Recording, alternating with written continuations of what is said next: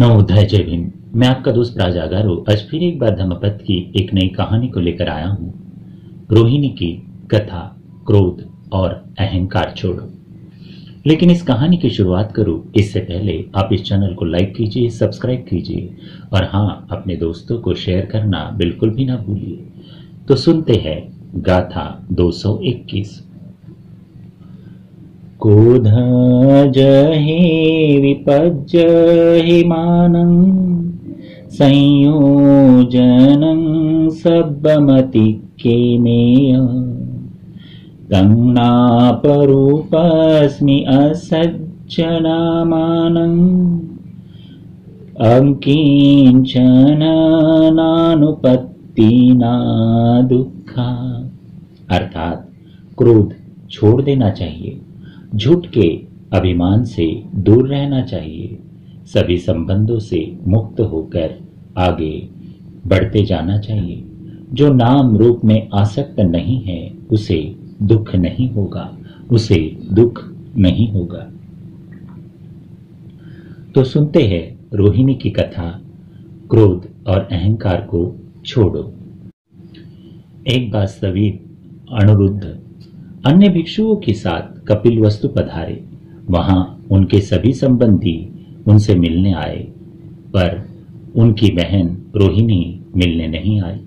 उन्होंने बहन के नहीं आने का कारण पूछा तो लोगों ने बताया कि उसे कोढ़ हो गया है और इस लज्जा के कारण वह भ्राताश्री से मिलने नहीं आई। स्थविर ने उसे बुला भेजा तो वह चेहरा ढक कर आई। तब स्थविर अनिरुद्ध ने उससे न आने का कारण पूछा। मुझे चर्म रोग हो गया है, इसी लज्जा से मैं आपके सामने नहीं आ पाई, रोहिणी ने कहा। तब आयुष्मान अनिरुद्ध ने पूछा, तू कुछ पुण्य कार्य नहीं कर सकती है?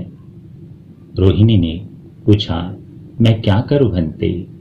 तू भिक्षुओं के निवास के लिए एक ऐसा आसनशाला बनवा दे। धन कहां से आएगा? तेरे पास जो आभूषण है उन्हें बेच दे और उससे आसनशाला बनवा दे। मेरी सहायता कौन करेगा? तब स्थविर ने अपने रिश्तेदारों को की ओर देखते हुए कहा, आप लोग रोहिणी की मदद करेंगे, मैं भी निर्माण होने तक यहीं रहूंगा।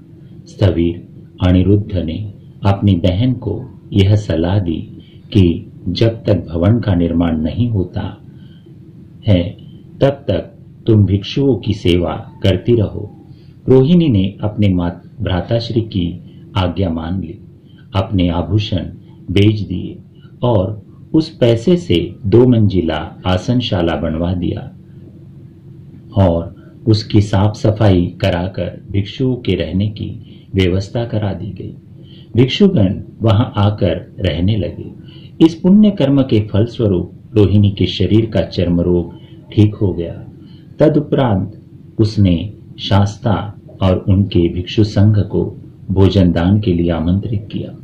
भोजनोपरांत शाक्य मुनि ने अपने शिष्यों से पूछा, यह दान किसका है?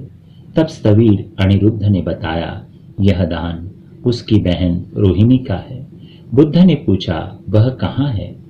वह घर पर ही है, उसे बुला लो। वह आना नहीं चाहती, फिर भी उसे बुला लो। शास्ता के आदेश पर रोहिणी आई। शाक्य मुनि ने उससे पूछा कि वह क्यों नहीं आई थी। उसने उत्तर दिया कि वह चर्म रोग से बुरी तरह पीड़ित है और इसी लज्जा के कारण नहीं आ रही थी।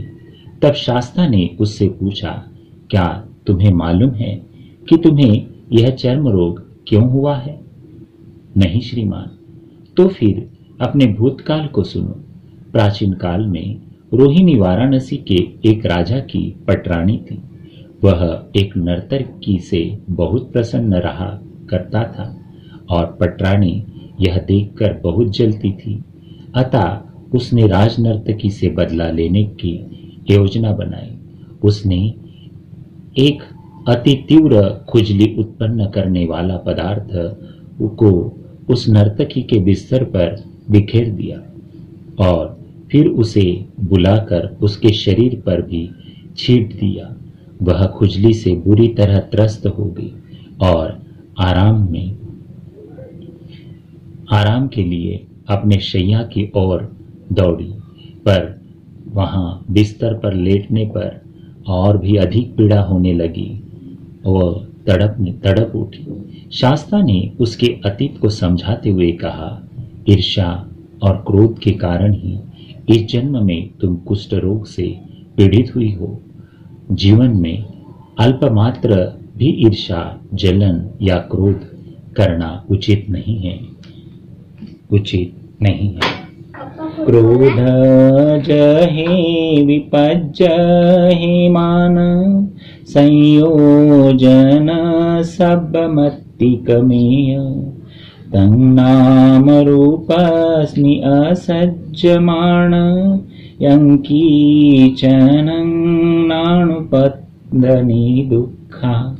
साधु साधु साधु।